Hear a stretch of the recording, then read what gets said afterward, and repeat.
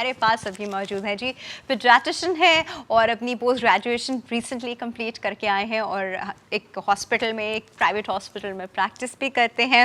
हमारे पास मौजूद हैं जी doctor Shahzaib M Khan, Mohammad Khan probably. अस्सलाम वालेकुम। कैसे हैं डॉक्टर? कैसे हैं आप? ठीक ठाक। बिल्कुल ठीक। आप क्या सजेस्ट करते हैं नैपी रैशेस के लिए?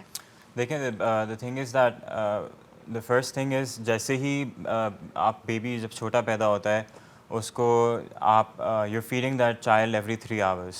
So the best way to do every 2 hours if it's on mother feed. So every 2 to 3 hours, maximum of 3 hours. So usually we do feeding on demand. So if the child is asking for feed every 1.5 hours or every 1 hour, and if it's mother feed, then we feed every hour. But what we say to parents is that every 3 hours is the maximum time you should let your child go in the first 3 months without a feed. So with every feed, what I recommend is that before the feed, you change the diaper. It's before the feed you change the diaper. Before the feed you change the diaper. So that the kid is comfortable. Correct, exactly. It's best to wash the child if you can. If you can't, then it's the better practice to use fragrance-free wipes जो होते हैं. Fragrance-free wipes. Correct. जिनको हम water wipes भी कहते हैं.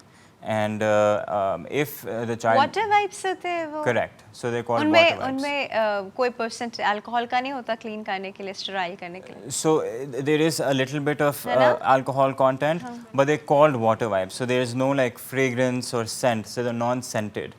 एक wipes आते हैं for sensitive skin. इन दोनों में फ़र्क क्या है?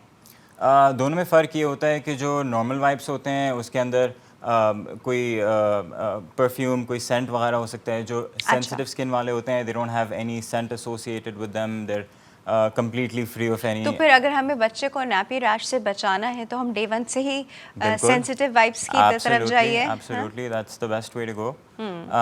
The other thing is if the kid does end up having a nappy rash, ये तो होता है. then you can use any sort of barrier cream. जिस तरह से aquaphor एक barrier cream है, that's one that you can use. किसी भी किस्म का zinc oxide वाला जो paste होता है, that you apply on the affected area. Sometimes what happens is the rash can also be fungal, so that needs to be checked by the pediatrician.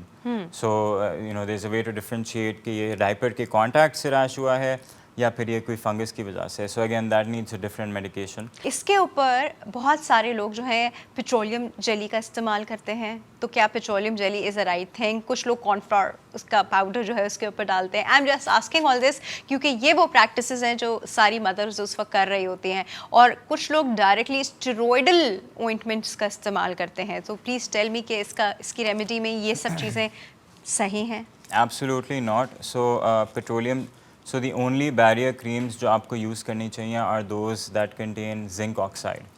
So zinc oxide containing जो barrier creams होती हैं हमारे पास होती हैं butt paste के नाम से आते हैं, aquaphor के नाम से आती हैं. When you apply these steroid ointments, what happens is that जो वहाँ की स्किन है वो ड्राई ऑफ हो जाती है, उसकी स्किन का कलर चेंज हो जाता है, वहाँ पे इन्फ्लेमेटरी रिएक्शंस हो सकते हैं. So steroid ointments are only used अगर आपको कहीं एक्जिमा हो गया या इस तरह की कोई चीज़ बहुत फ्लेयर अप हो गई, then we recommend using steroid ointments. Otherwise simple जो जिंक ऑक्साइड वाले पेस्ट्स होते हैं, that's what's recommended and that's what we advise as well.